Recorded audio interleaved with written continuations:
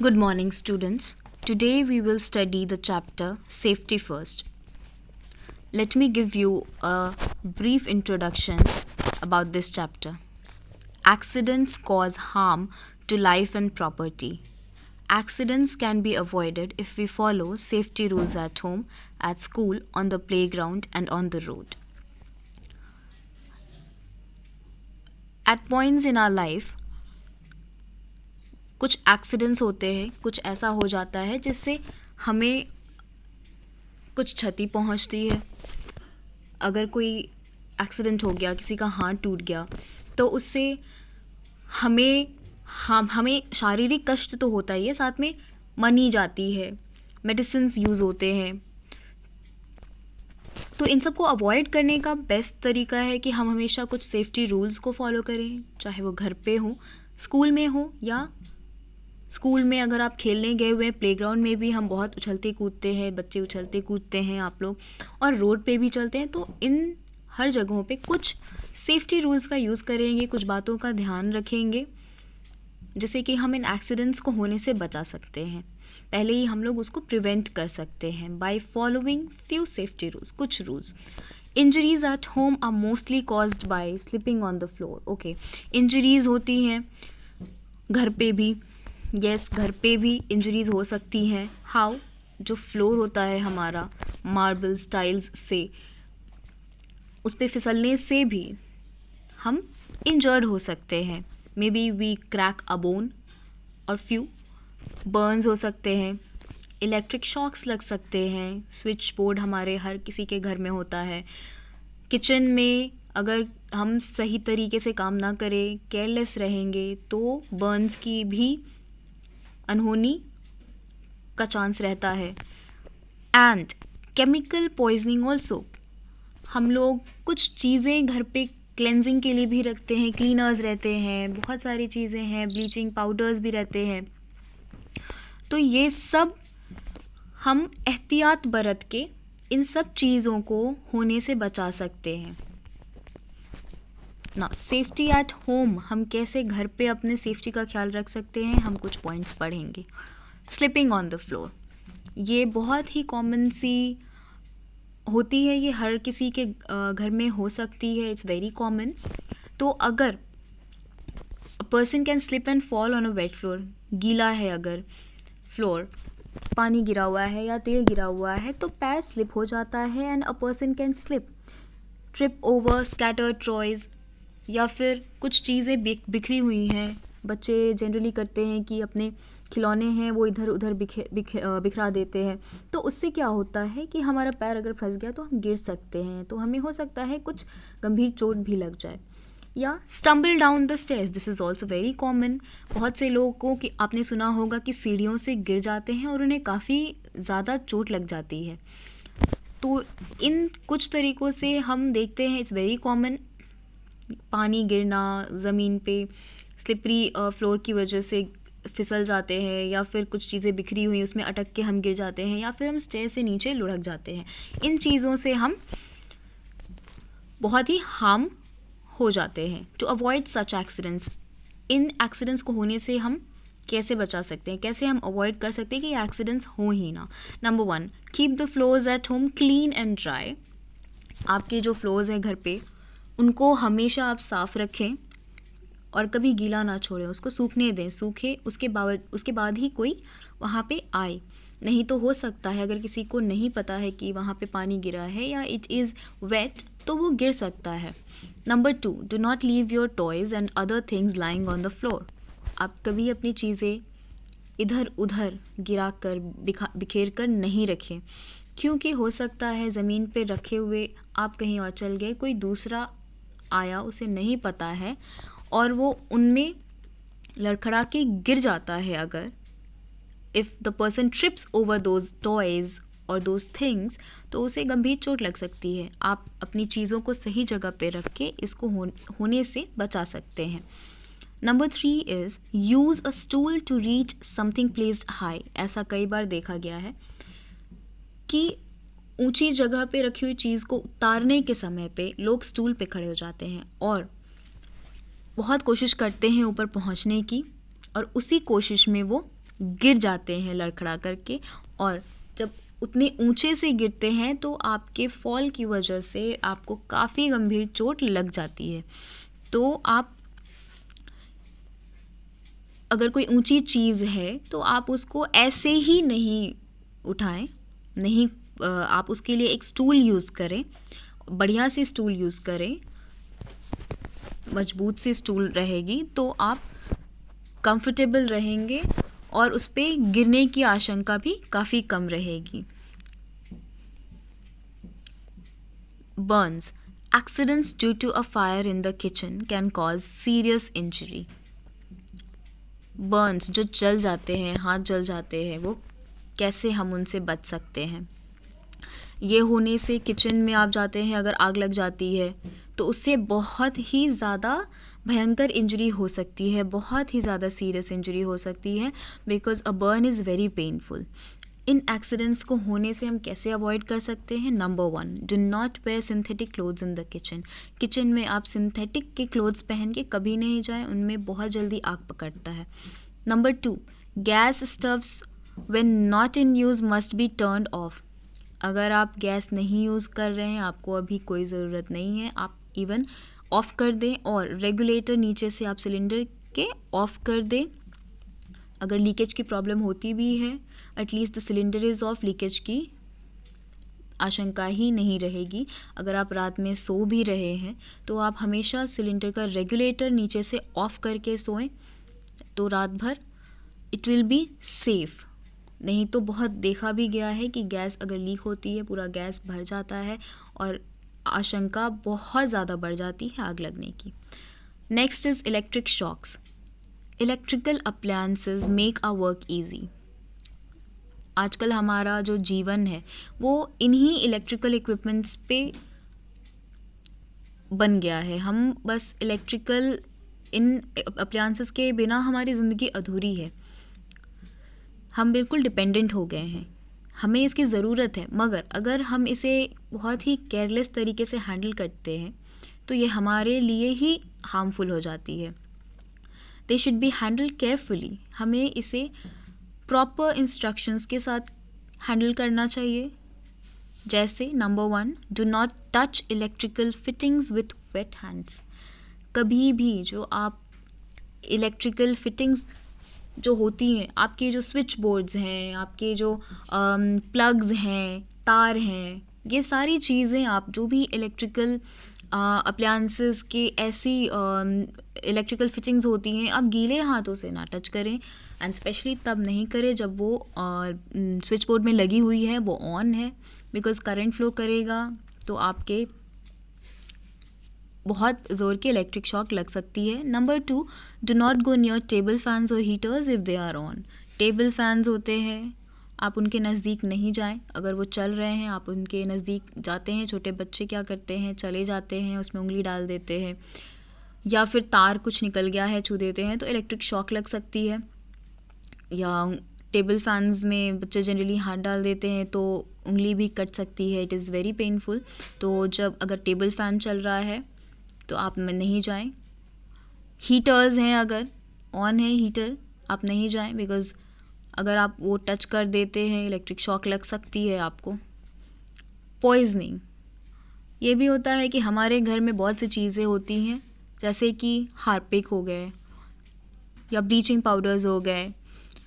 तो ऐसी कुछ चीज़ें होती हैं जिनमें हमारे घर में भी कुछ ऐसी चीज़ें होती हैं जिनमें केमिकल्स का यूज़ होता है, that are not for children. आप अगर वो कंज्यूम कर जाते हैं बाय मिस्टेक तो आपके शरीर को वो बहुत ही ज़्यादा हार्म करती है एंड पॉइजनिंग हो सकती है आपको। Accidental consumption of chemicals and medicines can cause poisoning. Chemicals बहुत ज़्यादा हार्मफुल होते हैं हमारे शरीर के लिए, और मेडिसिन्स अगर आप भारी मात्रा में कंज्यूम कर लेते हैं तो भी उससे आपको पॉइजनिंग हो सकती है। Number 1, poisonous chemicals should be properly labelled and kept away from eatables. Poisonous chemicals होते हैं जो एसिड होते हैं, जो उनको प्रॉपर्ली लेबल कर देना चाहिए ताकि जो भी देखे उसकी नज़र पड़े कि ये एक केमिकल है, ये एसिड है और इसे नहीं खाना है, इसे कंज्यूम नहीं करना है। It is not an eatable, ये खाने वाली चीज़ नहीं है, ये पीने लायक चीज़ नहीं है, और उसे हमेशा खाने वाली चीज़ों से अलग रखना चाहिए ताकि कोई भी गलती से भी उसे कंज्यूम ना करें। Number 2, do not take a medicine without asking an adult. कभी भी अपने से बड़े से आप बिना पूछे दवाई नहीं लें। आपको कभी भी दवाई लेनी है, अगर if there is a need for a tablet, आप अपने बड़े से पूछ करके ही दवा लें। खुद से आप दवा नहीं लें, बिकॉज़ दवाओं में भी कुछ केमिकल्स होते हैं, तो आप कितनी मात्रा में कंज्यूम कर रहे हैं उसको, और आप कौन सी दवा ले रहे हैं, ये आपके शरीर पे बहुत अफेक्ट करती है। So always consult an adult while taking a medicine. Okay, safety at school. School पे हम किन बातों का ध्यान रख सकते हैं ताकि हम सेफ रहें?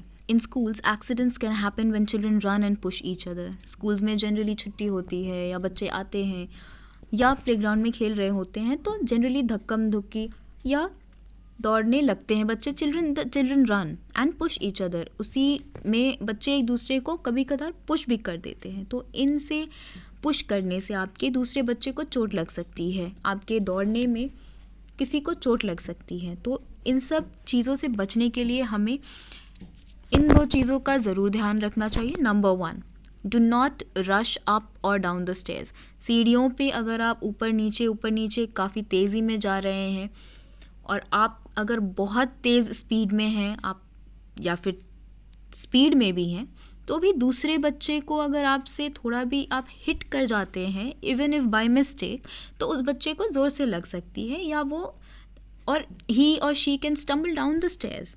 उसे काफ़ी गंभीर चोट लग सकती है। सीढ़ी पे गिरने से हो सकता है उसे सर में बहुत जोर की चोट आ जाए। Number 2, do not climb on desks and chairs और थ्रो थिंग्स अराउंड। कभी भी क्लासरूम में डेस्क के ऊपर या चेयर के ऊपर नहीं चढ़े। अगर आप गलती से गिरते भी हैं तो आपको बहुत चोट लग सकती है, या चीज़ें इधर उधर नहीं फेंके, किसी दूसरे को चोट लग सकती है। And never push each other. कोई गलती से गिर जाता है, उससे भी चोट लग सकती है। तो इन बातों का आप स्कूल में हमेशा ध्यान रखेंगे। Safety on road. अगर आप रोड पे चल रहे हैं तो आप किन बातों का ध्यान रखेंगे? You should always follow safety rules for your own safety. जो लाइट्स आपको दी जाती हैं सिग्नल पे, आप उनको हमेशा फॉलो करें, बिकॉज़ ये ट्रैफिक रूल्स बनाई जाती हैं। ट्रैफिक पुलिस आपको बताती है कि अब आप जाएंगे तो आप सेफ़ रहेंगे, अभी आप रुकेंगे तो आप सेफ़ रहेंगे।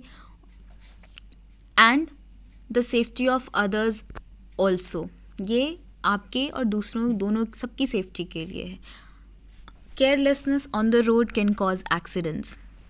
फॉर श्योर, ऑब्वियसली आप अगर रोड पे केयरफुल नहीं रहते हैं, if you are very careless on road, these can cause accidents. अगर आप ड्राइव करते हैं, अगर आप कार से जा रहे हैं, अगर आप किसी ऑटो रिक्शा में हैं एंड जो ड्राइवर है वो प्रॉपरली ड्राइव नहीं कर रहा है, बहुत रैश ड्राइविंग कर रहा है, तो एक्सीडेंट होने के चांसेस कई ज़्यादा होते हैं। अगर आप फुटपाथ पे नहीं चल रहे हैं, आप बीच रोड में चल रहे हैं, तो ये बिल्कुल ही आशंका है, बिल्कुल ही चांस है कि आपके एक्सीडेंट हो सकती है, कोई गाड़ी आपको हिट कर सकता है। इसीलिए फुटपाथ होता है जो पैदल चल रहे होते हैं उनके लिए। टू अवॉइड सच एक्सीडेंट्स, आपको 2 बातों का ध्यान रखना चाहिए। Walk on the footpath. अगर आप पैदल जा रहे हैं, if you are by foot, तो आप हमेशा चल के जाएं फुटपाथ पे, कभी भी बीच रोड में ना जाएं। और हमेशा ज़ीब्रा क्रॉसिंग से ही आप रोड पार करें। डू नॉट रश और स्टार्ट आउट इन टाइम। कभी भी जल्दबाजी में ना रहें, क्योंकि जल्दबाजी या जल्दी आपको घर जाने से बेहतर है आपकी सेफ्टी का ध्यान रखना। ज़्यादा रश नहीं करना चाहिए। सबसे पहले अपनी सेफ्टी का ध्यान रखेंगे। अगर आप सेफ़ हैं तभी आप जहाँ भी जा रहे हैं वहाँ भी पहुँच पाएंगे। तो start out in time, do not rush. अपना पूरा समय लें और इधर उधर राइट लेफ़्ट आगे पीछे हर तरफ देख करके मेक श्योर कि you are safe to drive now. आप सेफ़ हैं रोड पे, अभी आप जा सकते हैं, आपको कोई गाड़ी हिट नहीं कर सकती है अभी। हमेशा अपनी नज़र दाएं बाएं रखें और आराम से ड्राइव करें या आराम से चलें। नाउ कभी कभी बहुत सी बातों का ध्यान रखने के बाद अगर या केयरलेसनेस की वजह से ही किसी को चोट लग जाती है, उस केस में हम क्या कर सकते हैं? There is a term first aid. First aid होता है, एड इज़ सोल्यूशन, आपको ये सोल्यूशन देते हैं। फर्स्ट एड जो पहल कोई एक्सीडेंट होती है तो आप जो पहला मेडिकल हेल्प देते हैं किसी भी इंसान को, वो फर्स्ट एड कहलाती है। First aid is the medical help given to an injured और a sick person before proper medical aid arrives. अगर किसी को चोट लग गई है तो आप एट द मोमेंट अगर आप उसके वुंड्स को क्लीन कर देते हैं, जब तक कि उसको हॉस्पिटल नहीं पहुंचाया जाए, अगर बहुत ज़्यादा चोट आई है तो आप तब तक कॉटन से आप डिटॉल लगा सकते हैं, आप कवर कर सकते हैं। तो फर्स्ट जो आप उसको मेडिकल हेल्प देते हैं किसी इंजर्ड या किसी सिक पर्सन, कोई बीमार है, उसे कुछ प्रॉब्लम है, अगर आप उसको हॉस्पिटल पहुंचने से पहले जो ट्रीटमेंट देते हैं, एक स्मॉल मेडिकल हेल्प जो आपका होता है, जब वो आपका फर्स्ट एड कहलाता है। उसके बाद उसे हॉस्पिटल ले जाया जाता है पूरे प्रॉपर मेडिकल हेल्प के लिए। Immediate first aid can save a person's life और prevent permanent injury. Immediate first aid जो इंजरी होने के बाद जो सबसे पहले तुरंत जो फर्स्ट एड दिया जाता है, उसकी वजह से एक इंसान की ज़िंदगी बचाई जा सकती है। You can save a person's life by giving him और हर, बाय प्रोवाइडिंग हिम और हर इमीडिएट फर्स्ट एड। अगर फॉर एग्ज़ाम्पल अगर किसी इंसान को चोट लग गई है और बहुत ब्लड लॉस हो रहा है, तो फर्स्ट इमीडिएट हेल्प आप क्या दे सकते हैं उसको? You can clean his wounds. अगर नाक से चोट आई है, आप उसको ऐसे लेटाएं कि उसका नाक ऊपर की तरफ हो, ताकि ब्लड जो है वो प्रॉपर निकले, बार बार नीचे की तरफ ना जाए, ब्लड लॉस ना हो।